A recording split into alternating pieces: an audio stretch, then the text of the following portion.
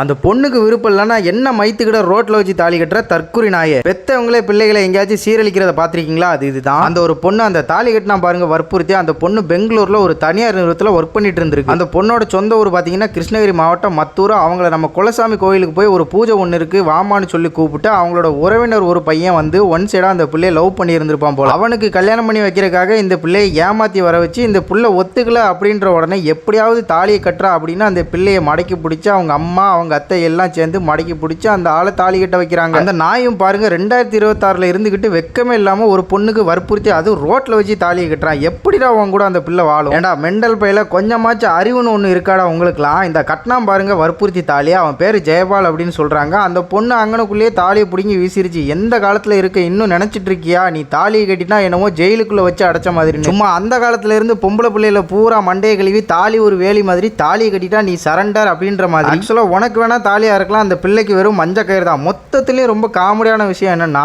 தாலியை கட்டிட்டா அந்த பொண்ணு இவன் கூட வாழும்னு நினைச்சிட்டு இருக்கான் பாருங்க. அட கோமாளி, தாலின்றது நீங்களா கல்யாணம் பண்ணதுக்கு ஒரு அடையாளம்ன்ற மாதிரி நீங்களா ஒன்று வச்சிருக்கீங்க. அதை கட்டிட்டா ஒன்று அந்த பொண்ணு ஒன்று விட்டு போகாதுன்றதுலாம் இல்லை, புடுங்கி வீசிட்டு போயிடும். அதெல்லாம் ஒரு கயிறு தானே. அதுக்கு எந்த காலத்துலடா இருக்கீங்க டே? இப்போ இந்த குடும்பத்தை பிடிச்சி போலீஸ் அரெஸ்ட் பண்ணி விசாரிச்சுட்டு இருக்காங்கன்னு சொல்றாங்க.